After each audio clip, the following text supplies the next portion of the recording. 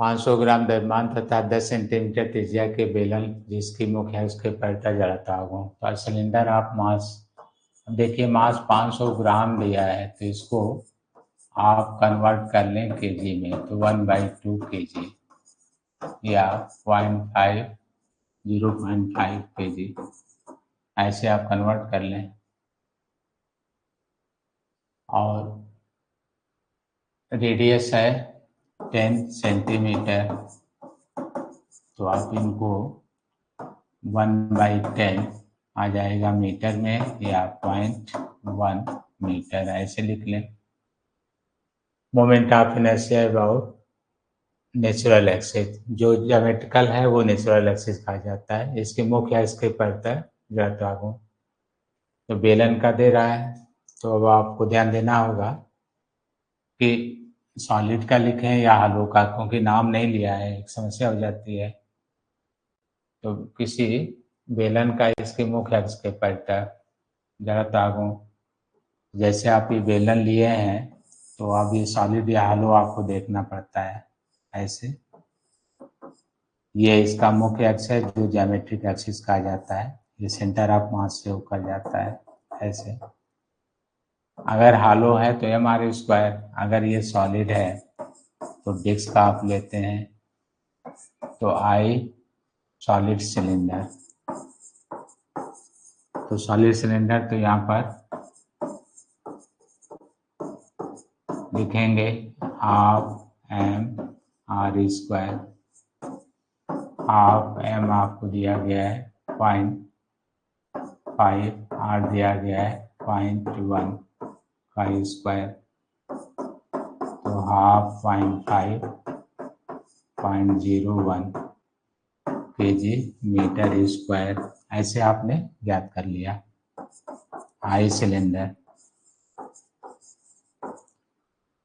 तो इनमें से आप देख सकते हैं, जैसे 5/2 10⁻³ या 2.5 10⁻³ kg मीटर स्क्वायर।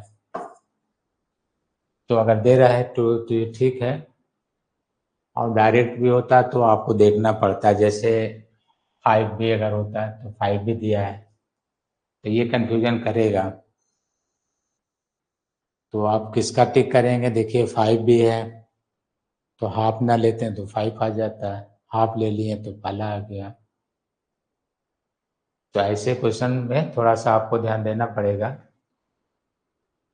कि हालो या सॉलिड बिना कंफर्म किए हुए आप सॉल्व नहीं कर सकते। जैसे हमने सॉलिड के लिए निकाला है, हालो के लिए आप यहाँ लिख लीजिएगा, ये हालो सिलेंडर,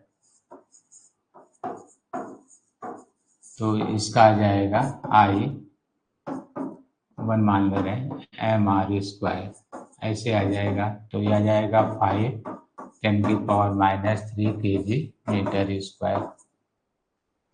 तो इसका 2 आंसर है, या तो डबल लेकर चले तो ठीक है, नहीं तो जो टिक करना हो आप कर लीजिएगा।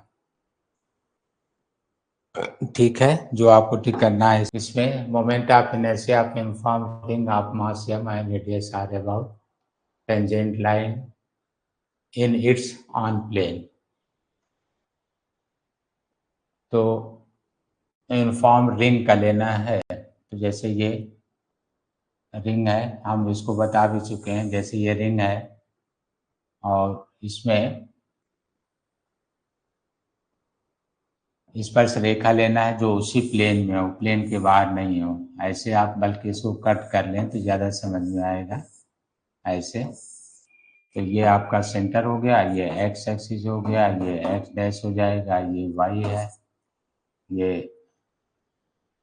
एक्स डबल डैश मान लीजिए, यहाँ एक्स डैश है, और इस तरह से आपका ये जो टेंजेंट है यहाँ पर पी डैश, चलिए मान लीजिए पी डैश, जो आपका टेंजेंट है वो सेंटर से कितनी दूरी पर है ये मान लीजिए, चाहे आर दे रहा है तो आर लिख लीजिए, मास कितना है तो m है, ये दिया हुआ है।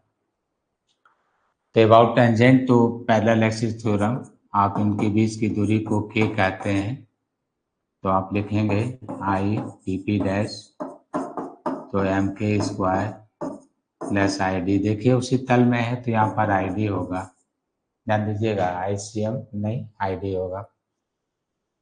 आपका के जो है आर के इक्वल है तो एम आर स्क्वायर, ID होता है half M R square. Ring का है, यहाँ पर दिया हुआ रिंग, ध्यान दीजिएगा, रिंग है वलय, वलय के लिए। तो आप ऐड कर लें तो आ जाएगा 3/2 एम आर स्क्वायर, ऐसे 3/2 एम आर स्क्वायर।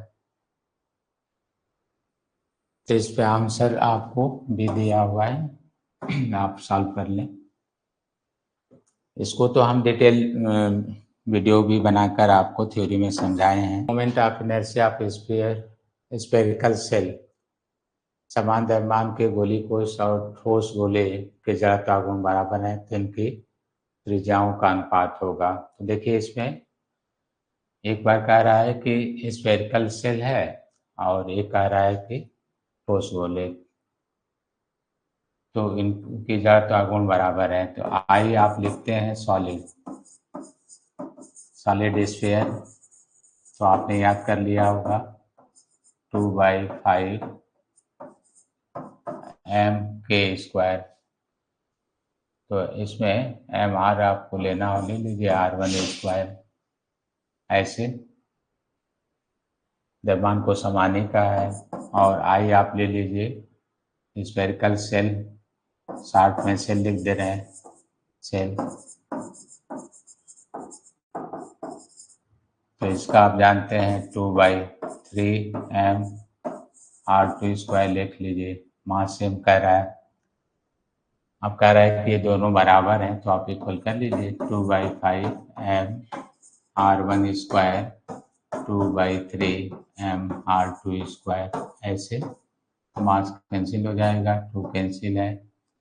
तो आपको पहले क्या ले रखा है, गोली कोश, तो सेल का और ठोस गोले, तो R2/R1 ये लेना होगा, R2/R1। तो यहाँ पर आ जाएगा 3/5, ट्रांसफर करिएगा इधर। अब रूट ले लीजिए, आप रूट ले लें यहाँ पर, तो R2/R1 जैसे रूट लेंगे अंडर रूट 3/5 ये माना जाएगा, या R2/R1, तो यहाँ पर आ जाएगा √3/√5, ये इसकी वैल्यू आ जाएगी। ठीक है।